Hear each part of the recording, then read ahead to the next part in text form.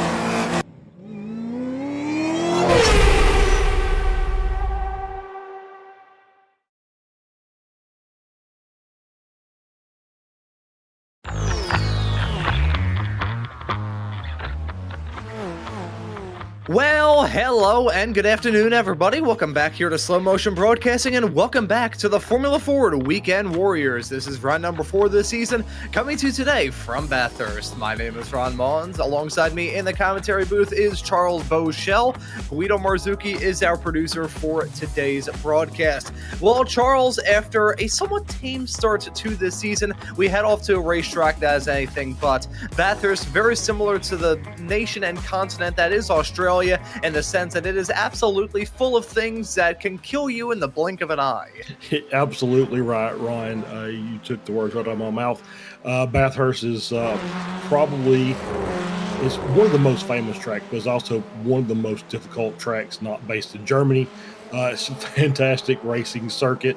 But as you said, it's going to try and kill you. And it just goes to show that why Australians have very, very colorful language. When you start driving on this circuit a lot, it will make you say bad things. So, yeah, really looking forward to this race. It's going to be a really tough test for our drivers today. But, you know, our drivers are a cut above, I think. So we're going to be in for a really good race today. Yeah, really looking forward to it. We saw this track play host to a race last season here in the Formula Ford Weekend Warriors, and expecting some good racing here today with a chocked full grid of many a talented racer throughout, and really expecting to have some fun here in the fourth round of this season. Since we already have 3 races in our rearview mirror, though, let's take a look at the championship point standings, as we have now officially completed the first quarter of the season. Time flies when you are having fun. We'll start off with Spec 1, where Maurizio Nazelli is your current championship points leader as it stands currently. 281 points is his tally over Mikey Pollard at 274. That gap has gone down a little bit after a somewhat disappointing run in the last race of the season at Okayama, and Pollard really able to capitalize on a mistake from Nazelli a little bit earlier on in that race. Richard Harwood in the number 28 car is slotted in P3. Michael McConnell and Jason Chen, your reigning Spec 2 champion, round out your top 5 in the Spec 1 category. We'll take a quick gander now at Spec 2, where Kevin Adrian holds on to the points lead, 30 above Paul Jackson in P2.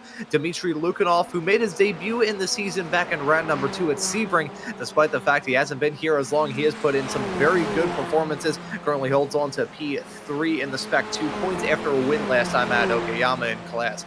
Alexander Gorson and Graham Rory Hunt round out your top 5 in Spec 2. And now we'll take a look at Masters, where it is Antonio Reese in a somewhat familiar spot, holding on to the championship points lead at 207 on the board. Jeff Wubker slotted in P2 at 173. Stevie Ray Series admin slotted in third at 158, with Michael Nelson and Jorg Mani rounding out your top 5 in the Masters category. But Bathurst, a very challenging, tough racetrack that is technically a street circuit. There are some houses that we do have to drive past, and I gotta wonder how interesting of an occasion it would be to get some keys to those houses right before a big race.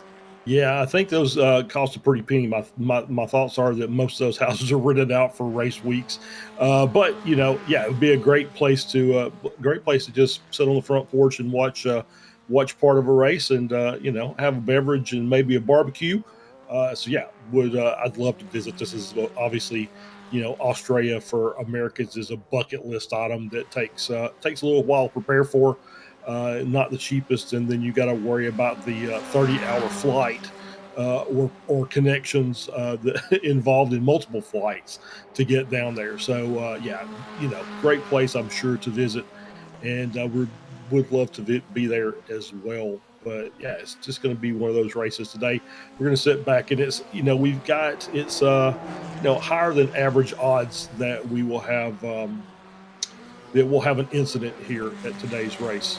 And have we got keys today? I think we may have keys today. We got keys today. No room for error on the mountain is your first key to today's race. Obviously, very, very tight circuit. These cars are not huge, but it's still going to be tight racing 2x2. Patience and focus are going to be your best tools. You really just need to take your time, especially in the mountain section, to prep any potential passes, but basically focus to avoid incidents from other people. And then finally, saving the battles for the straights. I think that's the biggest thing, is you just need to get a good run out of Forest Elbow, get that run down Conrad Straight to make your pass before you get to the final couple of corners, and then likewise up the mountain straight coming out of turn 1. You want to make that run just as nice as you can make it to get that done before you get up to turn 2. So those are my keys to the race today. And since we are racing here down under, let's ride on board with the Aussie himself, Peter Maddox, in the 927 car, heading his way off into hell corner of turn number 1. It may seem rather unsuspecting, considering it's just a simple 90-degree left. However, that turn has a lot of importance as it heads your way off down this mountain straightaway over the crest, and about to head our way down into turn number 2, Quarry Corner. This braking zone, incredibly painful, especially towards the start of a race. I've seen many a driver in many different race cars smack the wall heading through there and really ruin their chances of doing well in a race. Quarry Corner, a good overtaking opportunity as well. Now you're off into the tight and twisties, pretty much running from 2 all the way through to Forest Elbow of turn number 18. That's a cutting of 4 and 3. Now through Griffin's Bend of 5 and 6. You can see those houses and the hills on the inside. No runoff area through this mountain section. It's just a thin ribbon of asphalt that you have to drive through, find the grip, and make sure you can come out on the other end of it without too many broken bones. Now, as you head your way out of turn number 9 over the crest into McPhillamy Park of 10, got to worry about the exit curb here. That curb on the outside has claimed many a driver's safety rating over the years. Certainly going to expect at least one driver to get hit by that bullet here today. Now you head your way off through what I like to call the bobsled section of this track, Skyline and the Dipper down to Forest Elbow, downhill. So in certain race cars, you are not really in conscious control of it throughout a vast majority of that section, but then you gotta wheel it and wrestle that car around Forest Elbow of turn number 18. I think one of only a few corners on the entire world of motorsports that's named after a driver slightly injuring themselves to that section of the track. Now on to the Conrad straightaway, probably the most infamous part of this racetrack. It used to run all the way down to the final corner, but back in the mid-80s, they added into the chase. This is turn number 20 into 21 and 22. A good overtaking opportunity, but also a spot where things can go wrong. Bit of a bottleneck as you head your way off through that section of the racetrack. Can make incidents a bit more of a common occurrence than you would usually think. Now into my favorite corner in the whole wide world, Murray's corner of turn number 23 with the sawtooth curb on the outside. I still have occasional nightmares about hitting that curb in a Radical SR10 and going flying, but these racers in these open wheel cars will have to worry about that too. That concludes a lap here at Bathurst, 222.753 for Peter Maddox as he jumps up into P24, but Maurizio Nizelli currently holds on to that pole. Yeah, Maurizio got a really good lap, 220.2, just a little bit behind is Tim Hendrickson. Sam Spinell returning for an event that is only less than 2/10 back. So we've got, the top 10 are within that. Actually, the top 10 are within 6/10 of a second. Then there's a pretty good gap back to Adrian and 11. So, yeah, it's going to be interesting. Looks like we've got a pretty nice little pack up the front. We'll see how long they can stay together. But obviously, it only takes one real incident here to break up the field and break several cars in the field at the same time. So we'll see if we can get that first lap or two clean. I think after that, we're in for a really good race. And I was kind of watching during the practice session earlier. The braking zones here, the only real hard ones is the first corner and the last corner, and then a little difficult going through the cutting, and then down the mountain a little bit. You're more riding the brakes than you are just stabbing at them. So a lot of these braking zones for these cars are just light entry brake and then to a trail brake to get through the corner cleanly and then out. So it's going to, keeping that momentum up here is going to be incredibly difficult and is incredibly important as well. Keep the momentum rolling and make sure that your car doesn't end up rolling around this racetrack. I think that is the order of operations for all of these competitors up and down the field. Doesn't matter what class that they are in. But as we get close to the end of this qualifying session, with only 20 seconds left on the clock, I want to touch on all of your class pole sitters. And very similar to what we saw last time at Maurizio Nizelli, who at this point in the season has had a clean sweep of the poles, looking to try and make it 4 for 4 here at Bathurst. Jörg Mani, after starting from the Masters pole last time out at Okayama, looking to do the same and join Nizelli on that front row as he is currently. And Dmitry Lukinov, really the standout star thus far this season in Spec 2, looking to continue on that chase with himself, Paul Jackson, and Kevin Adrian, who slotted a couple of spots behind him in P14. We look at James Berry, though. Nice to see Berry return here in the world of the Formula Ford Weekend Warriors. He's a driver that I most have experience with covering in the Radical SR10 official series. Very good racer, actually a 4-time champion over in the SR10s, a past champion here in the FF Weekend Warriors. Holds on to P6 right now in this qualifying session. Will he improve after a purple sector 1? He will. Jumps up to 220.196. James Berry gonna snatch the pole from Nizelli, who's in the pits. So Nizelli's streak of poles gonna end at 3 as Berry jumps up to the top. Great run by Berry there to get the pole. The very last lap out there as the checkered flag has already flown. Still have a couple of cars out there completing their laps. We're looking at Chris Cash here, who's got a one green sector, so not necessarily not necessarily up on the pace. Jörg Mani's out there. He's got a purple sector as well with a third place, and that may be, I'm not sure where he's on the track, so he may have already caught the checkered flag. But Cash is going to bring it around and see if he can improve his time a little bit. And we'll see what we get here as Cash crosses the line and does not look like he improves it. But here comes York as well. And one green, one purple, and did not see he's up there, still MP3, and still only 2 tenths back. So, yeah, we've got makings for a pretty good battle up here at the front. Oh, it's going to be a fantastic battle here in this race. I'm looking forward to it. These racers may not be, considering the challenge of this track. I'm going to rehash this half joke, half serious bet that we made on the air during last week's show. The chances that somebody ballparks it here today, I would say, are certainly above 0. This track is very notoriously tough. I have hopped over the wall both on the inside and the outside here. Did it in an IndyCar once. I think I flipped like 18 times somehow. I somehow hold multiple records, I think, for flipping cars too many times on iRacing. I feel like I need to post that one day. Just the one time I think I flipped a Mercedes, I think it's a W12, the old 2021 Mercedes F1 car. I flipped that at Summit Point 18 times after hitting a tire bundle. So your guess is genuinely as good as mine as to how I'm able to. I have found every conceivable way to wreck a car on iRacing. And then I get the opportunity to share my wisdom on these broadcasts as I criticize other people's driving. Funny how that works. But we've got ourselves a good race to look forward to. We can take a look at the starting grid now to see how this 30-car grid is going to line up here today. We've got a short pace lap. We're gonna have to gun through this. James Barry gonna start from the pole. Maurizio Nazelli gonna end his streak of consecutive poles at 3, but he'll still join Barry on that front row. Jörg Mani, after a pretty darn good result in Masters last time out, Okayama gonna start this race in 3rd alongside your Okayama winner of Tim Hendrickson. Sam Spinell will start in P5 alongside Mikey Pollard in 6th. Chris Cash will start in 7th alongside Jason Shen. Mario Ras will start this race in 9th. Dmitry Lupkinov will round out your top 10 and grabbing the Spec 2 pole in the process. Felix Simoes and Richard Harwood will complete row number 6. Looking right behind, it will be Michael McConnell and Simon Ball on row number 7. Kevin Adrian and Ian Anderson will round out as close as we can get to rounding out the first half of the field without actually breaking up a row.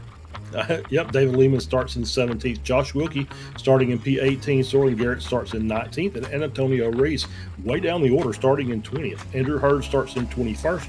Chris Murakami in 22nd. Jeff Wupker 23rd. Peter Maddox starting in 24th. 25th will be Brad Cathcart. Paul Jackson starting in 26th. Stevie Ray, the boss, starting in 27th. Daniel Verone starts in 28th. Peterson Roca starting in 29th. And Russ Telker starting in P30 and not on the grid, may not be starting this race.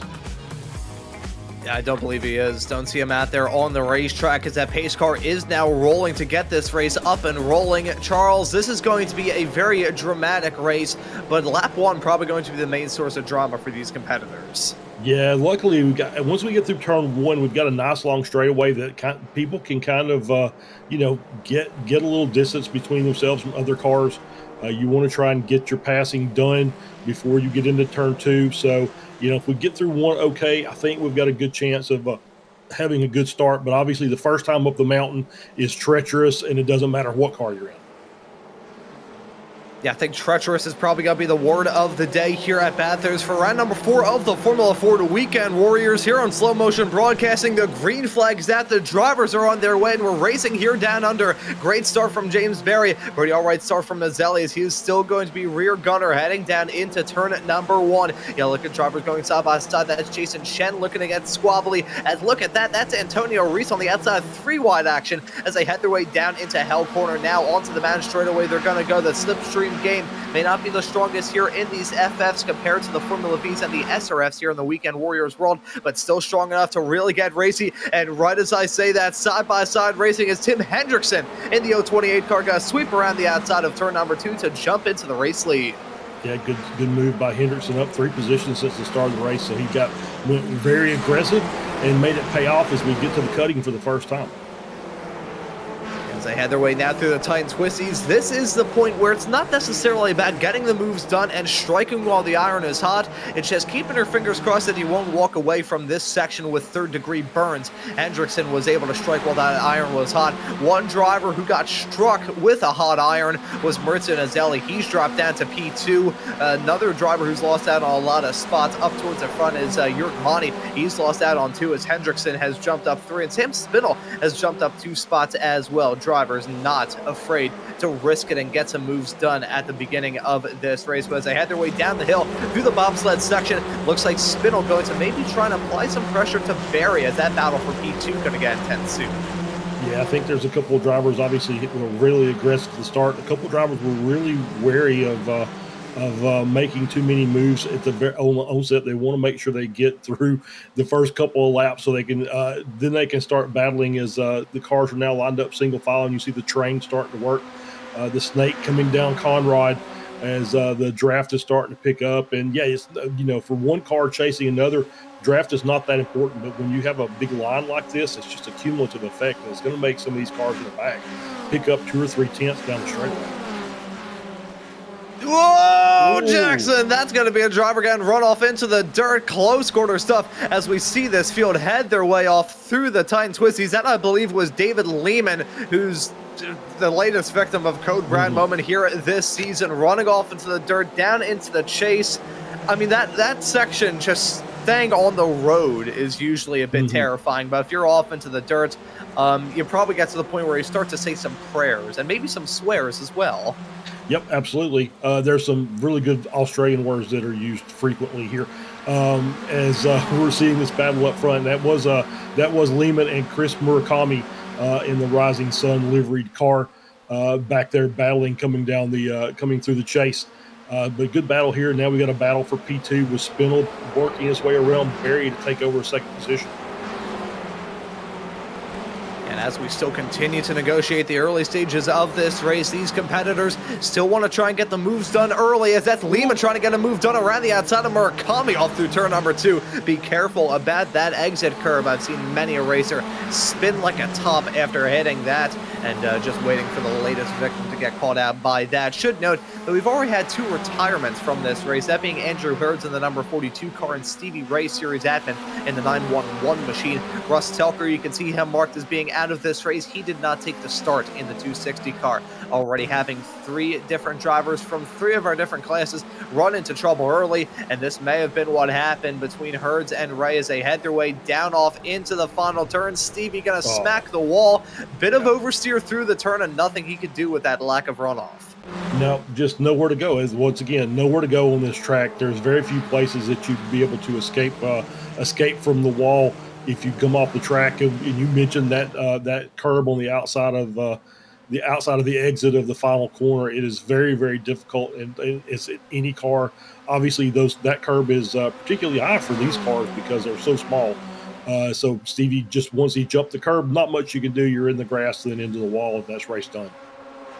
And speaking of jumping, that's Sam Spindle jumping his way up into P1 over Tim Hendrickson. 2 drivers who we don't usually see run a lot here in the Formula Fords. Spindle, though, we have seen him in the past, and Hendrickson we've certainly seen in the past. After all, he enters this week as a reigning race winner here in the FF Weekend Warriors. Those 2 going to give us a good battle to talk about. Barry going to get involved in all of it as well. It's so funny. The top 3 are drivers that we don't really suspect are going to be the ones contending for a championship, because we're either seeing them for the first time this season or only the second. Yeah, no, they're not here to contend for a championship. They're just here to win the race, and at a very difficult track. And as we see a spin there on the outside, could not catch who that was. Oh, there's a spin on the inside as well with cars into each other. That's we got McConnell. Simon Ball, I think, might have been involved in that. Soren Garrett's as well. So McConnell and Garrett's, I think, were the ones that we were seeing on the inside. As we're 3 wide going down here into Hell Corner, you just see there's just nowhere to go. Maybe a little bit of that code, and then McConnell comes back across and into Garrett's. And then Garrett's, there's your car jumping the barrier and being reset back to the pits. We saw another car around. That was Mario Ross. Mario Voss as well. So he's towed back to the pits. We do have a couple other cars that are off the pace, and that is a 76 car of Simon Ball So he has had issues coming out of turn 2. Another 3-wide battle. Imagine that.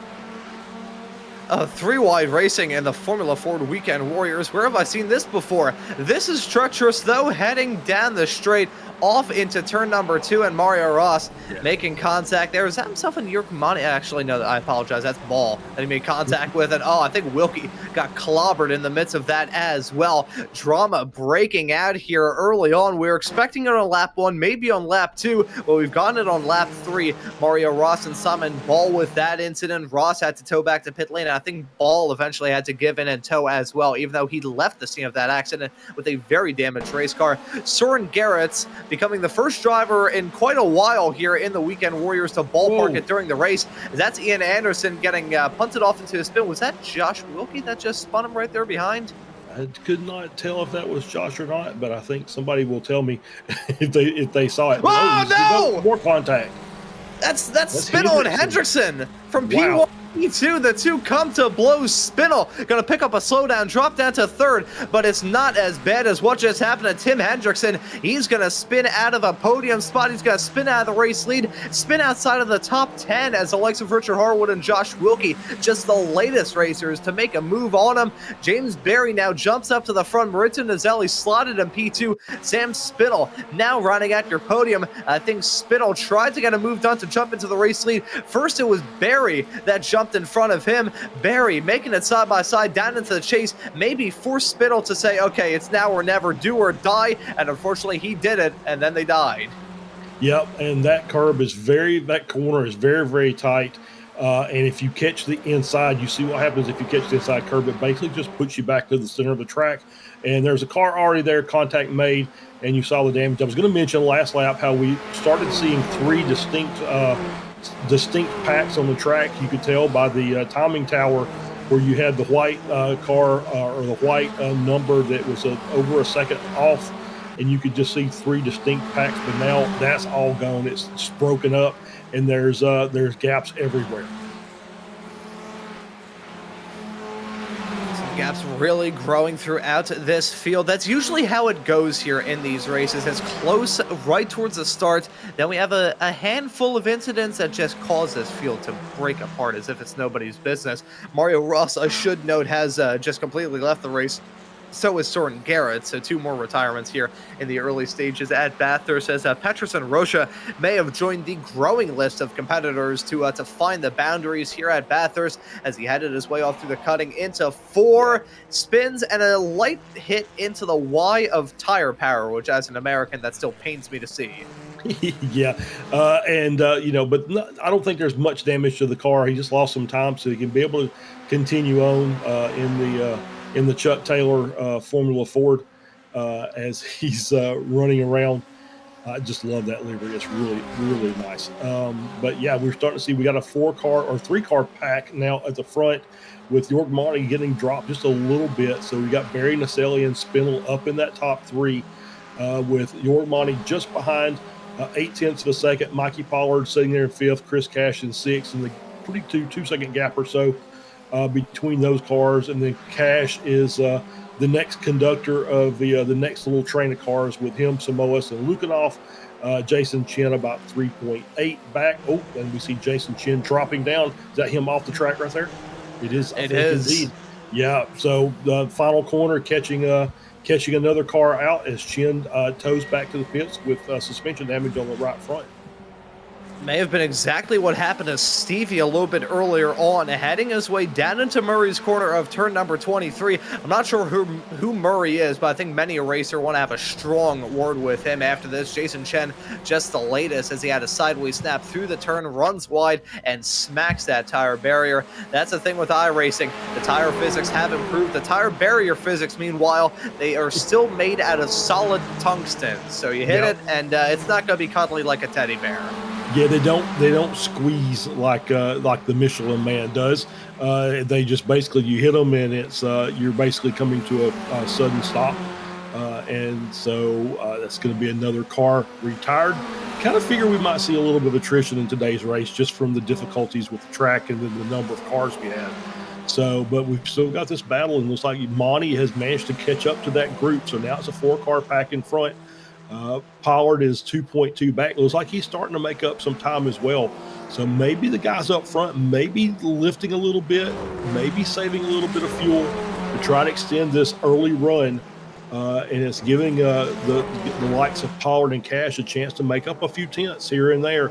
And so we'll see if we get a much bigger pack here. And then obviously once we get through pit stops, that'll determine how this race is going to actually end.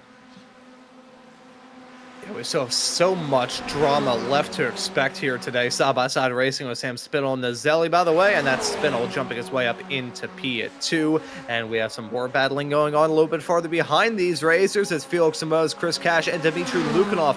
Lukanov really impressive in his smattering of starts thus far this season. Frankly, he's going to be a driver to look out for in the Weekend Warriors moving forward. We've even seen him run in the Spec Racer Fords, and even over those, he's put in some good drives too. So Lukanov really impressive in his first couple of starts here in the series. His drive at Sebring, holy cow! Even though he didn't get the win there, he certainly won the hearts of his at least the people tuning into these broadcasts, and it was me and Guido calling that race that week. I think Guido can attest to this as well. He put on some good moves that were both aggressive and clean, which is what you always love to see.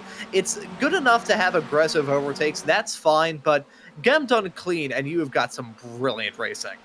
Yeah, absolutely. You're exactly right. As we're back up here at the front with that 4-car pack, you can see the gap behind back to Pollard running in 5th, and then you've got the group with now Samoa's leading that 3-car group. Samoa's, Lukanov, and Cash. I think they reversed the order. Tim Hendrickson's back up to 9th, so he's made up a few positions since his issues earlier. And obviously he's got a fast race car, and so he'll probably start working his way up and join Samoa's, Lukanov, and Cash in that second pack. And then Pollard is kind of bouncing. He was down under 2 seconds for a bit. Now he was back over 3 as well. So obviously the pack is, once they get out of the straights, they're able to stretch a gap a bit. But once they get in the tighter sections, it's like Pollard's able to hold his own as far as his lap times are concerned. Put in some good lap times here, showing off the consistency. I feel like of all the tracks that we have this season, Bathurst is high up there in the top 3, maybe even number 1 in terms of tracks that reward just consistently hitting your marks, not making a mistake. I mean, we've already seen it thus far. A small little trip up around here can spell disaster. There's no other way of describing it. It can spell disaster. It can end your race in the blink of an eye. Bathurst is up there on the list of tracks where if you could just run consistently, get into a good groove here, you're going to be golden. If you can do that, you'll be fine. Yeah, I agree. The last two instances I had of actually running a race here last year, or so I should say last season here with XSLR, which you see every Sunday night. We were running the GT3s here, and I finished the race, so I was very happy about that, and ended up inside the top 10, picked up some positions as we got a Pollard with a slowdown. So I'm going to say, judging by that, he probably missed the chase, probably missed that corner and had to cut through the grass. So we'll see here with the replay as coming down into the chase. And that's exactly what it was. Yeah, just did not make the corner, cut off in the grass, and that's going to give you a little bit of a slowdown. You have to work off, and he's managed to do so. Pretty simple stuff there from Pollard. He's put in a good season, but as it stands currently, this would be a bit of a hit for him as he tries to reel in Maritza Nazelli up at the top of the board. Interesting to raise about Nazelli as well in reference to the season we've already had, as that's Felix Samoa sideways. I think he just hit the wall heading off through turn number 2. I think he hit the wall. Yeah, you can see him very slow. Saw the sideways snap, and then I saw him just drifting wide, and then it stopped. And that's always unnerving, seeing down the corner of my eye. I think Samoas may have just touched the barrier here. There's a sideways snap happening to chase it. Oh, there it is. He hit the curb and just tapped him ever so slightly. I don't think that would have done too much harm to him, but it's still a bit unnerving to have a moment like that. Yeah, as we're seeing here, this is Chris Murakami, and somebody just cuts down to the inside wall, wheel contact, and Murakami in the wall as well. He does have damage. I saw the left rear given the wobble, so he's got suspension damage. He'll be coming into the pits, and I think we're at a point though, we're at 15 minutes in, so if you come in for the pits now, you can at least get back around If he can get the car back around, he can take his normal pit stop, get the car repaired, and for Chris, actually, I take that back. He's already pitted, so so that's he said I'm done, and so he's out of the race. So that's car number 5 who has been decided to call it quits for the day due to damage.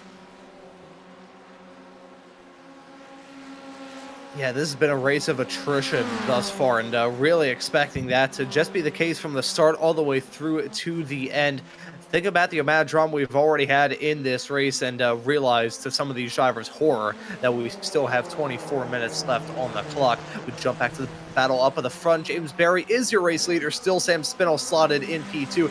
Maritza Nazelli rounds out your top 3 with York Monty, your current Masters leader, right there in tow. You jump a little bit farther behind, and you can see Mikey Pollard currently being chased by your current Spec 2 leader of Dmitry Lukanov. Pretty competitive field that we've got here in this series. I always love talking about the drivers in the weekend warriors, because I mean, for many reasons. I said this.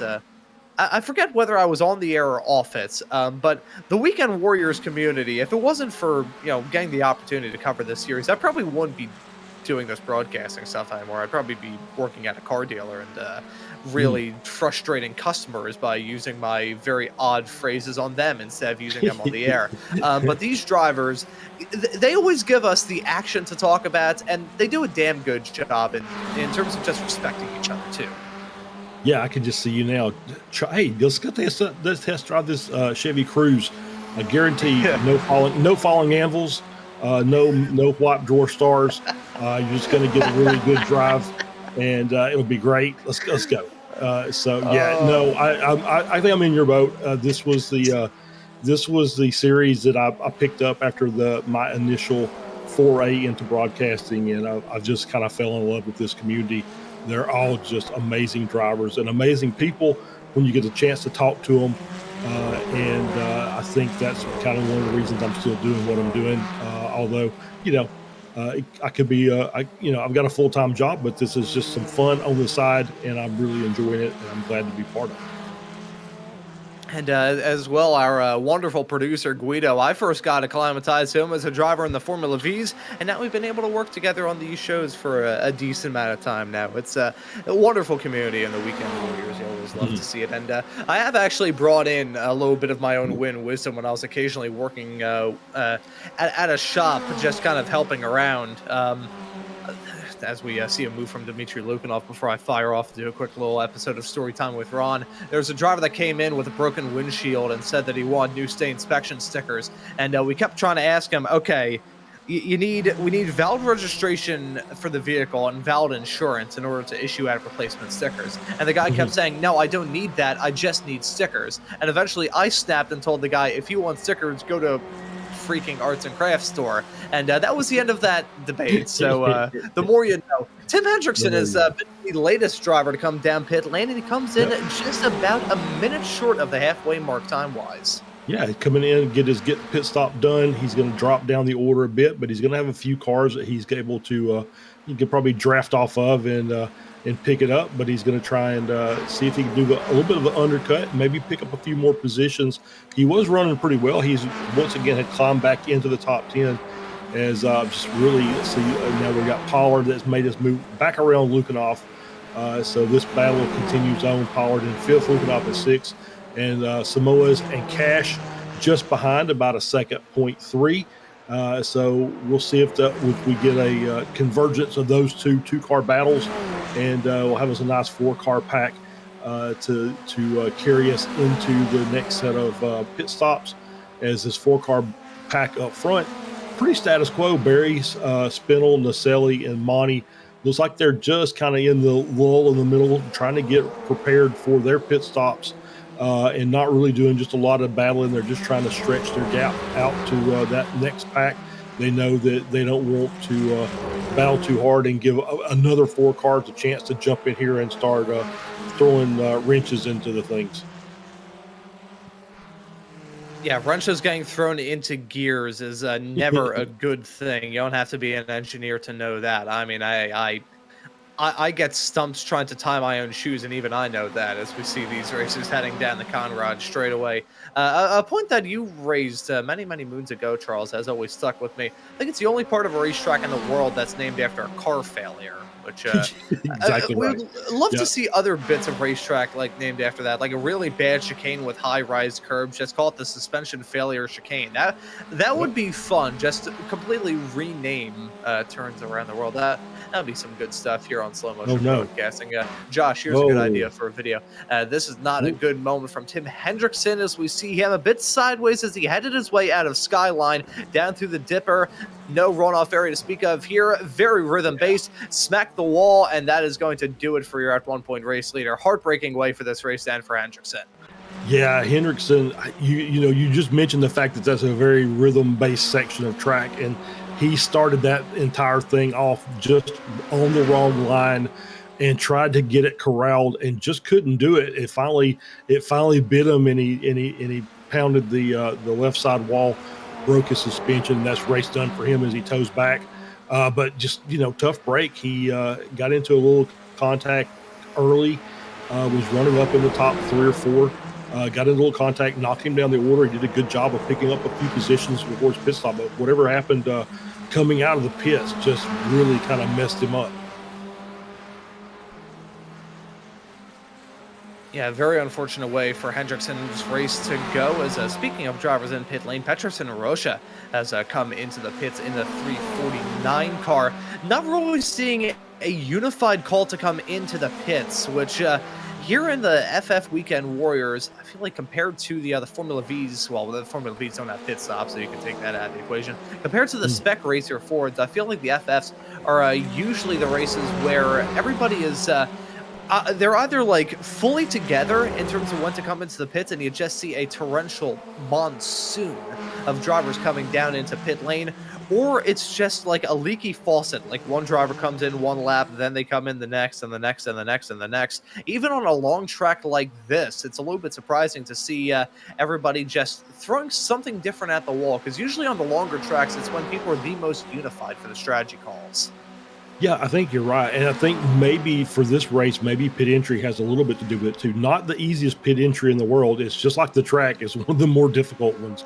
And I don't know that if I'm in that top group of 4, if I'm going to come in with everybody else at full song trying to get through pit entry and not lose any time, because obviously the potential exists for more carnage on pit road.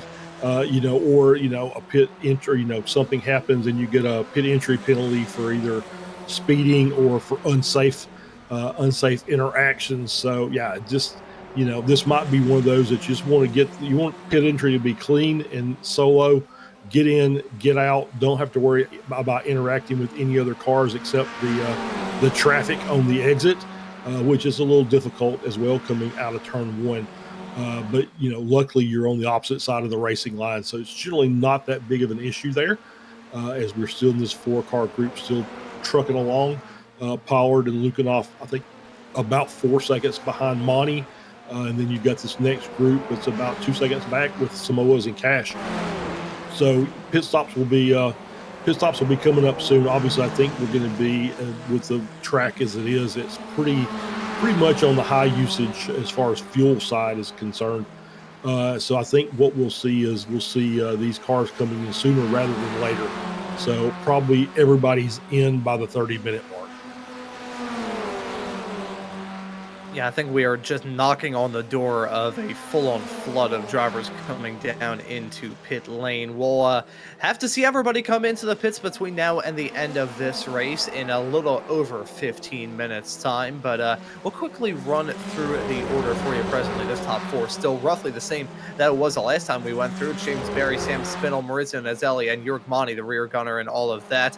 Monty, your leader in Masters, Berry, the leader in Spec 1, and Dmitry Lukanov, top of the drivers in Spec 2 as he holds on to P6 overall.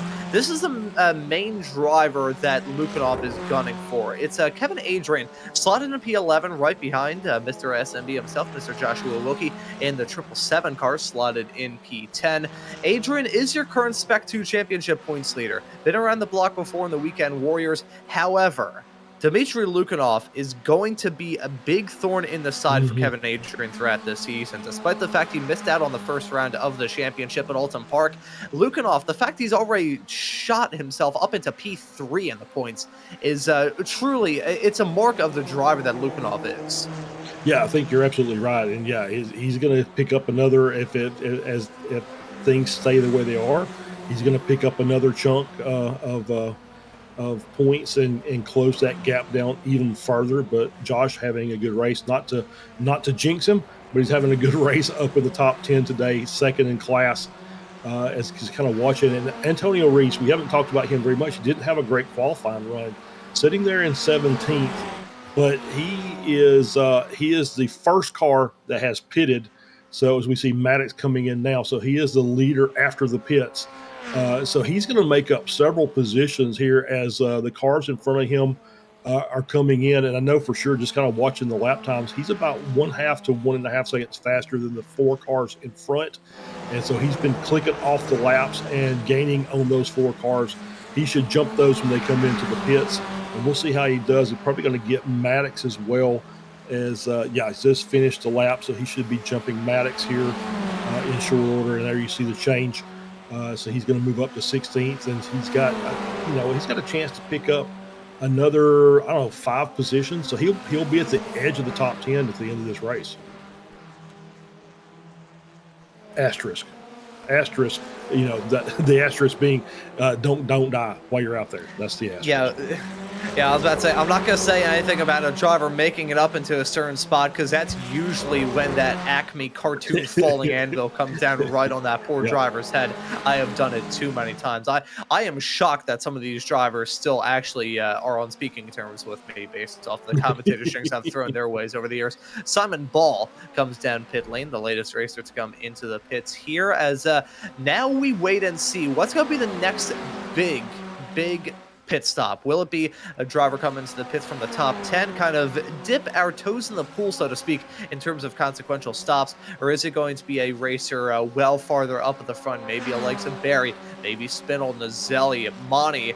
Jurg is usually a racer that does not like saving fuel, so he can sometimes be the first driver to come down pit lane, but all of them going to stay out, at least on this lap. I'm keeping my eyes locked a little bit farther behind to see if anybody will come in. Could be the likes of Lukanov as he's dropping down. No, it's actually the 2 drivers right behind, Samoas and Chris Cash, now coming into the pits.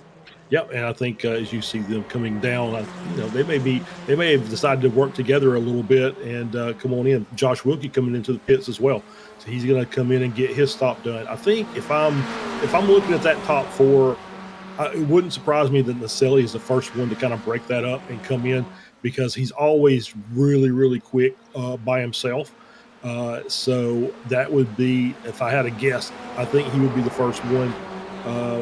Monty, I would agree with you, does not like the fuel save, as we see them working their way around the 100 car, which is, if I'm looking at my notes here, is that Spinell? No, it's not Spinell. It's James Berry. I'm sorry. I thought there was a lap down car involved in that. My mistake. Sorry about that. So, it's just this group of 4. And maybe that was Ian Anderson that they had just lapped. So maybe that's who it was. Yeah. So anyway, it's that would be my guess. We'll see what happens. Obviously, we'll be able to show you all of that as it comes up, as we're right at the 30-minute mark. So we should be getting close to empty tanks. Yeah, some drivers probably running on pure fumes at the moment as we get closer and closer to the final quarter of this race. 10 seconds away from the final 10 minutes. Barry leads over Spinell, over Nazelli, over Monty. You look at this pack, it's 2 cars, Pollard and Lukanov. Now, speaking of Pollard and Nazelli and the calls to come down pit lane, Pollard is going to be the one that has to throw something at the wall. Even though we're very early on into the season, a lot of racing action left to go, Pollard wants to try and regain some ground. that he may have lost in previous races. Nazelli, meanwhile, also looking to gain some ground as that Sam Spittle running off into the dirt as he headed his way off into the chase. Got a challenge from Nazelli. They have spooked him off into the grass as we see him head their way out of turn number 22. Barry diving down. We're going to see some pit stops. So one driver stays out as Sam Spittle, as Barry, Nazelli, and Monty all come into the pits in unison. That's going to give the race lead to Sam Spittle, who's going to come out in front, though. Will it be Barry? Will Nazelli be able to hop in front, or is maybe York Monty going to be a comeback tour from all of that? Mikey Pollard and Dmitry Lukanov going to get joined in the pits as well, along with and Richard Harwood, I should say, my apologies, and Kevin Adrian coming into the pits in the 210 machine, along with Lehman. Everybody deciding that this is the time to come into the pits. Only a handful of laps left to go, only about 9 minutes on the clock, and now we get into crunch time. Who's going to come out in first? Will it be Barry? Will it be Nazelli? They're still stopped the pit lane. They drop off the jacks right about the same time. I think Barry may have gotten the upper hand over Nazelli. Yes, he does, as he leads them just barely coming out of pit lane. They will be tailed by Jurg Monty, who's about 3/4 of a second behind. Dmitry Lukanov really losing out in that pit cycle, looks like, as he's going to drop down to P5. Actually, no, he actually jumped in front of Mikey Pollard in the midst of all that, so I will correct myself and apologize for that, as here we go, Barry and Nazelli side by side down into 2. Yeah, absolutely. Battle still on. Everybody came in on that lap with the exception of Sam Spittle. So everybody else has made their pit stop. And so now is Spittle on his in lap, going just as hard as he can absolutely make that car go, I'm sure, as these guys are now trying to get everything back up to temp, get everything back up to speed, get back in the rhythm, as you've got this still 3-car battle here. You did mention Lukanov jumping Pollard. Cash and Samoa's actually picked up a little bit of time, so they're only 1 second back of that duo of Lukanov and Pollard. So we may end up having this 4-car group here in very, very soon, especially if Pollard starts to decide he wants to be back in front. So if they start battling up there, these guys will pick up and close that down in short order. We see Verone and Jackson battling coming up through into turn 2. Paul Jackson having himself quite a pretty good day. Yeah, up 7. Verona up 10. So these guys both have done really well. And once we get all of them done, Antonio Reese up to 13th, and he's just behind Lehman in 12th, 0.8 of a second, as Spittle now makes his way down into pit road. And the American in that 113 car comes down pit lane with a 30-second gap between himself and James Barry that will continue to drop down and down as Spittle down in pit lane, down at pit lane speed. There we go. I was going to say down at pit lane speed limits, but there you go. Sam Spittle down in the pits. Barry and Nazelli and Monty in this 3-car pack. Will they be joined by Spittle, or is Spittle going to be well farther back? Or if Spittle has worked this out to perfection, is he going to be well farther in front? Strategy can make or break your race. Ooh. Will it make Spittle's? He's on pit exit right now, trying to keep my eye to see where he is. He's exiting the pits right now. He's already onto the man straight away. Sam Spittle has been able to work that strategy to perfection and now holds on to a 3.2 second gap, destined to go down as he tries to get those tires back up to temp. But Spittle working a masterclass. Yeah, 2.5 seconds faster down pit road than the other group of 3 behind him. So great pit by Spittle. Probably short fueled a bit, so we'll see if he gets able to hang on to that, or he's going to have to fuel save later on in this race. So for now, 3-second gap back to this group of 3, and they're starting to fight, which is not what you need to be doing when you're trying to track down a car. And looking at the pit stop times, the pit lane times, and all of that information, Sam Spittle spent 43.9 seconds down in pit lane and 10.5 seconds down in the pit stall proper. You compare that to James Barry, who spent 48.7 seconds down in pit lane and 12.5 seconds in his pit stall, and compare that to Nazelli at 49.1 seconds down in pit lane and 13.1 down in the pit stall. That is a difference. Sam Spittle was able to try and square that difference, staying out for one more lap. We'll have to see if he can make it to the end, but based off the fact that he came out of the pits with about 6.5 minutes left on the clock, he didn't need a world of fuel. Frankly, all he needed was just a Coke can full of gasoline to make it to the end. Yeah, absolutely. Did not need as much. Obviously, did an extra lap, so 1 lap fewer, 1 lap less added to the car. But once again, anytime you have that outlier where you've got somebody that's a couple seconds slower or quicker, you always have to wonder, did he put enough in?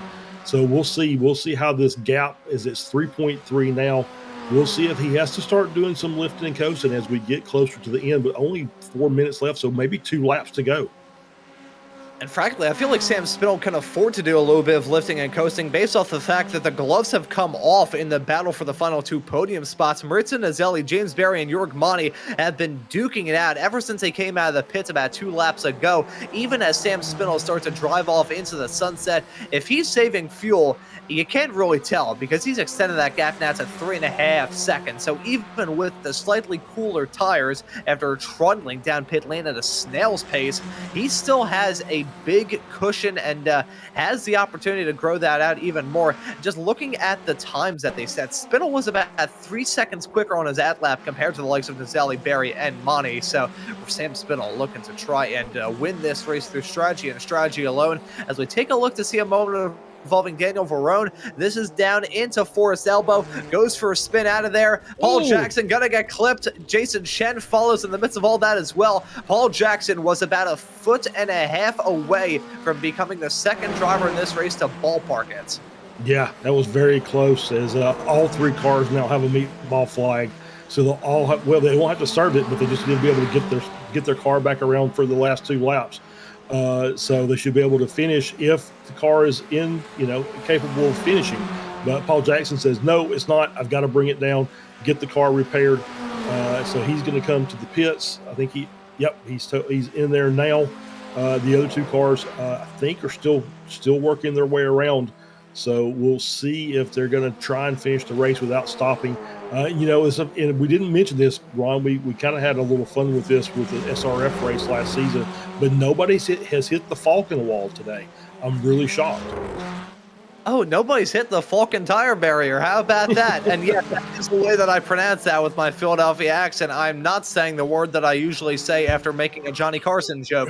James Berry holds on to P2 right now over Mani, and a 0.5 second gap is the one that's grown out between those two. So it may turn into a 1 and 2 battle here with Berry driving off from the sunset and Mani and Nazelli starting to duke it out for that final podium position. Jörg Mani putting in a very good drive presently, it must be said. Mani, who only grabbed his win in the Masters category last time out. That's his first win in the Formula Ford Weekend Warriors, and what I feel like is a decent amount of time. Mani looking to potentially grab his first podium, the first Masters podium from this season. As the white flag is in the air for Sam Spittle, he gets that white flag with a nearly 4-second gap between himself and James Berry. So if anybody is feeling calm at the end of this race, it's probably going to be Spittle. Yeah, I think so. He's just basically he can lift a bit, not really be aggressive in the corners, and should be fine to get back around and get this win. But obviously this track has a tendency to take wins away very quickly, as we're looking at Ian Anderson coming through the final Murray's corner in the Iron Brew livery, and just a little slow loop around. No contact made, but obviously you got to get the car pointed in the right direction, and he's able to do so. So just lost some time, but still able to continue on running in 23rd. Yeah, yet again, turn 23 strikes again here at Bathurst. That curve coming out of it. I think it was when I was practicing for a Radical SR10 broadcast, not even for a race, just getting information before a broadcast.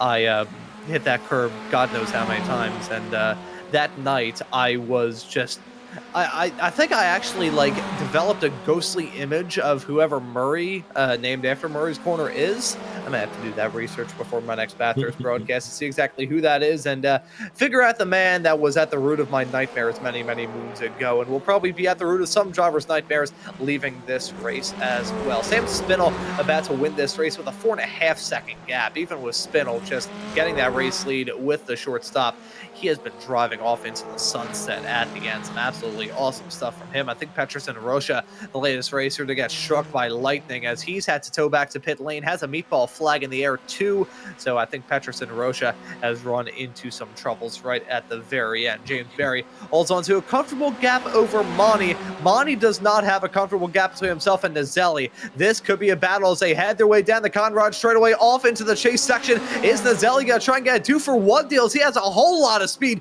Now down the inside of Berry off into the braking zone of turn number 21. Side by side through the turn, bit of a curve back from the both of them. Monty got to look to try and pick up the pieces in case those drivers come to blows. Meanwhile, Sam Spinell having to avoid the lap car. Van Anderson going to head his way around the final turn with a bit of a runoff into the curb from hell to win this race today at Bathurst. Sam Spinell is your winner. James Berry going to finish in P2. Nazelli gave it everything at the end. As much as he got P3, wasn't able to get P2. James Berry, though, shout out to him and his Formula 4 Weekend Warriors return. Going to walk away with a P2. I think he and Anderson had some damage there because that car looked mega sideways as he came across the line. I think one of the wheels was slightly askew to evoke a little French.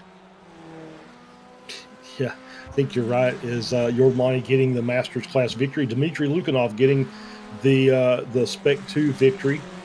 Kevin Adrian, Josh Wilkie, Spec 2, P2 and P3, finishing 10th and 11th. So good run. Then Antonio Reese, David Lehman, finishing in 12th and 13th to complete your Masters podium. So all three podiums are filled in the top 13. So good racing by those guys, and really good race overall. We had, we expected some attrition because this is Bathurst, but overall, I think a really good race, some really good racing up at the front of the order, and good pit strategy by Spinell to get the win. Yeah, brilliant drive from Spinell. Brilliant drive from a lot of racers up and down the field. We were expecting attrition, and we most certainly got it. And even the drivers that came across the line or about to ran into their difficulties throughout this event. But, man, what a drive. What a drive from all these racers as we've got a battle right at the very end. This is for the final two spots inside the top 20. Paul Jackson and Simon Ball duking it out and touching wheels as they had their way down to turn number 23. Even in a battle for some of the lesser spots in this race, these drivers still going to give it their all. And Paul Jackson going to lose out there to Ball at the end of this race. But well done to the both of them to give us a battle right at the very end. Daniel Verone going to be the last driver to come across the line in this race, finishing in P21 in the 272 car. And do want to let you know at this point in the broadcast that today's broadcast has been made possible by the Weekend Warriors members. And if you are at all interested in sponsoring the Formula 4 Weekend Warriors and these wonderful broadcasts on Slow Motion Broadcasting, you can learn more by joining the Slow Motion Broadcasting Discord server, linked both in the description of this broadcast today on YouTube and also in the SMB YouTube channel. Join and get in contact with Stevie Wright to figure out how to put your name on this absolutely wonderful and very respectful action. But I think all the drivers have now officially crossed the line, and we'll be able to get those results loaded up for you in just a few moments' time and let you know what the deal is with Sam Spinell winning this race by 5.657 seconds. What a strategy call from him, just laying behind, probably doing a bit of fuel saving, getting that draft, and able to get the job done today. James Berry, in his Formula 4 Weekend Warriors return, is going to finish this race in second, with Maurizio Nazelli running at your podium in third. Jürg Monty is going to come across the line in fourth, winning it in the Masters category at the end of this race. Dmitry Lukhanov wins it in Spec 2 as classed in fifth. Mikey Pollard and Christopher Cash finish right on top of each other in P6 and 7. Felix Samoes finishes this race in 8th. Richard Harwood in 9th, with Kevin Adrian, Josh Wilkie, Antonio Reese, David Lehman, Brad Cathcart, and Jeff Wubker running at the first half of this field. Yep, Michael McConnell finishes in 16th, Peter Maddox in 17th, Jason Chin finishes in 18th, Simon Ball 19th, Paul Jackson 20th, Daniel Verone in 21st, Ian Anderson in 22nd, Peterson Rocha in 23rd, Tim Hendrickson finishing in 24th, Chris Murakami 25th, Mario Ross 26th, Soren Garrett's 27th, Andrew Hurds in 28th, Stevie Ray finishing in 29th, Russ Telker classified in 30th after not taking the start. And so those are your results at the end of today, the fourth round of this Formula 4 Weekend Warriors season. I think Paul Jackson, at least from my camera angle, just shipped it off into the runoff area of the chase. That's one tradition about the Weekend Warriors. We've got ourselves the burn it down section after everybody's crossed the line. Figure out new and inventive ways of turning these cars into a very smooth and very fine metal pole. at the end of it all. But as we see some of the shenanigans go down all throughout this race, and at the very end, after it's all said and done, I think we have got some drivers looking to have a chat with us. And after having a chat with them last week, Charles, I think I'll pass the mic off to you to speak with our Masters winner and P4 finisher, Jörg Mani. Yeah, let's bring Jörg in here and have a conversation. Jörg, congratulations on the Masters class victory, 4th overall. Pretty good battle up front. It started off with about 6 cars, then kind of whittled itself down to about 4. But you were in that group with some pretty fast names with Naselli and Spindle and Barry up there, and looked like from the first half or so. Basically, once you kind of got lined up, it was just kind of right around. But then, at the end of the race, very, very challenging conditions and some very tough racing. It definitely was. But like you mentioned last week, I love this track. It doesn't matter with which car, I really love it. And it's always fun to drive here. Sometimes it goes well, sometimes not. This time it went well.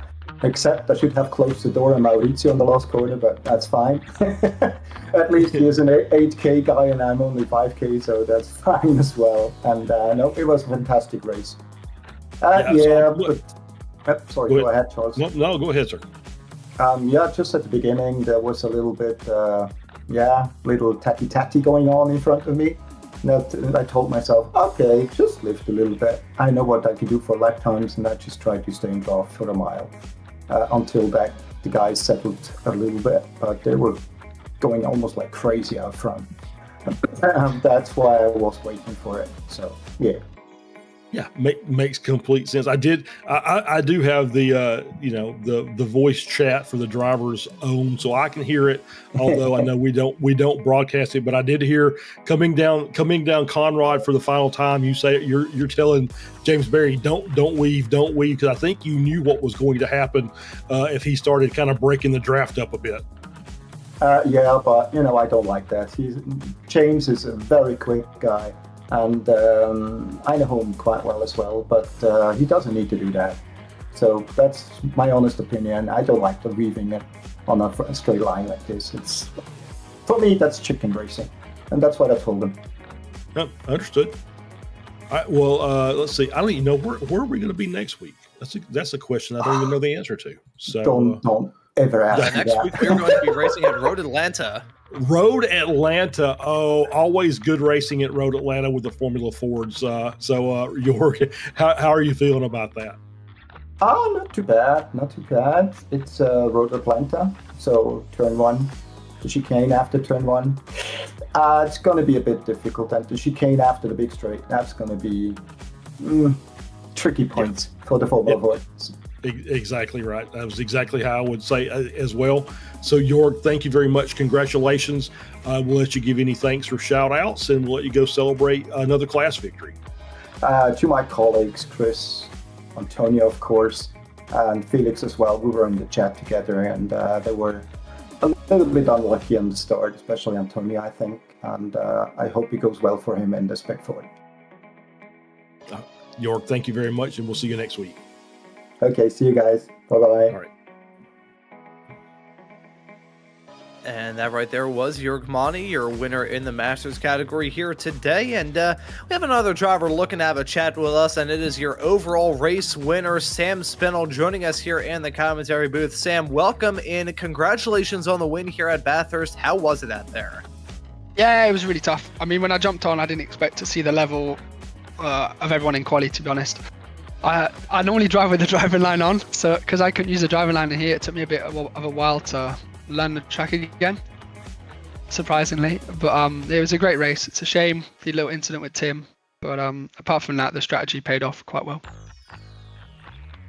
Strategy played off amazing for you. I want to ask you about the nerves throughout this race, because Bathurst, not a very easy track to be locked in a battle from the start pretty much all the way through to the finish. So how was it just trying to remain calm, cool, and collected as chaos broke out around you? Yeah, I mean, after quali, it was very stressful because I didn't want to lose the pack, especially when Tim was in the lead. And then once it kind of settled, I got myself into P2, and then the nerves were easy from there. And then it picked up again, deciding how much fuel I need to put in the car. But the strategy itself was quite easy. Yeah, I may have been a little bit nervous towards the start, but towards the end, you must have been feeling like you were in the cruising lane to get the win. Your first win here this season, and I believe I have seen you before here in the Formula Ford Weekend Warriors on a decent level of occasions. So are we going to be seeing you throughout the rest of the season here, or are you just going to pop in occasionally to go for some trophy hunting? No, I'd love to do the rest of the season. I think next weekend I can't do because I'm racing myself, but then my season itself will be finished. So during Christmas and all that, I'd love to finish the rest of the season. There we go, man. Well, hey, hopefully we're going to see you out on the racetrack again. Give those drivers up towards the front trying to contend for a championship. A bit of a headache as you try and get some wins yourself. But Sam, thank you for joining us here in the booth, and we'll let you give some thanks or shout-outs before we let you go and celebrate the win here today. Yeah, just shout out to all my friends on the Discord just watching. Just a little mention to Tim. Apologies for the contact. I thought I left enough room. There's a bit of net code, but yeah, I got a bit too much pressure from James, I think, going into that corner. So I'd just like to apologize to him. Always a good sportsman there. But Sam, thank you for joining us here in the booth. Well done on the win, and looking forward to seeing you out there wherever it is in the not too far off future, man. Perfect. Thank you. And that right there was Sam Spinell, your race winner here today at Bathurst. Doesn't look like we're going to have anybody else looking to have a chat with us here today. But Charles, that was an absolutely incredible race here at Bathurst. But Road Atlanta next time that's going to be a fun one. Yeah, Road Atlanta is obviously just a great track. And I won't speak for you, but I love covering racing there. And the Formula Fords and the Spec Racers always just really put on a good show. The battles through some of the tighter sections are incredible. The wrecks were pretty amazing as well, especially through turn 5, and then the battles down the straightaways for people trying to trying to get every little bit you can before you get into that final chicane. It's going to be great. I'm really looking forward to it. It's a great it's a great racetrack, and of course, as we mentioned so many times, great group of drivers that are going to be putting the cars out there next week. Yes, an absolutely wonderful community here in the Formula Ford Weekend Warriors world. And should be noted, to make these broadcasts possible, we do need sponsors. And if you'd like to sponsor the rest of the Formula Ford Weekend Warriors season, just sponsor any of the races that we have got here in the FF Weekend Warriors world, you can do so by joining the SMB Discord server, getting in contact with Mr. Stevie Ray, and putting your name on this absolutely fantastic racing action here on Slow Motion Broadcasting. That doesn't do it for the action, though, here on SMB. Have a rather stacked Sunday, Super Sunday, frankly, to look forward to here on SMB today. Coming up later on, we've got the Spec Racer Ford Weekend Warriors. They're going to be running at Sebring on the Club Last. That'll be starting in about an hour from now. If you look ahead for the rest of tonight, though, we've got XSLR running round number 6 of their season. That'll be with the Big Block Dirt Modifieds running at USA International Speedway. And then the sort of a brand new adventure at 8:30 p.m. Eastern Time tonight, the first ever race for the Liberty Bell iRacing League. That'll be MX5 racing from Lime Rock Park. The folks from the Philly region of the SCCA, the racing organization that I called home before I got into broadcasting, are the people organizing that race. And you'll be able to catch some very familiar names. Mr. Joshua Wilkie will be producing those shows. And Tom O'Gorman, the driver who is pretty good in racing and pretty good behind a microphone as well, will be there on the call to cover that action later on today. And of course, you can see American Muscle Series running their 11th round of the season on Tuesday. Later on that night, you'll see the SRG F4 action at Circuit of the Americas. Sim Racers Group F3 going to be at the Red Bull Ring. And then next weekend, you can see the Formula V's at Usher-Slaben in the rain, the FF 1600s at Road Atlanta, and the Spec Racer Fords running at Watkins Glen. If that doesn't give you a good reason to subscribe and hit the notification bell, I really don't know what does. We've always got some absolutely fantastic racing actions to look forward to here on SMB. But as for this week's broadcast, round number 4 of the Formula Ford Weekend Warriors here at Bathurst, I think that will just about do it. So for myself, Ron Maunz, Charles Boshell joining me in the commentary booth, and Guido Marzucchi doing a wonderful job working on the cameras and the graphics and the virtual production hauler, I say thank you all so very much for tuning into the action on Slow Motion Broadcasting today, and we hope to see you all for the Spec Racer Fords coming up later on this afternoon.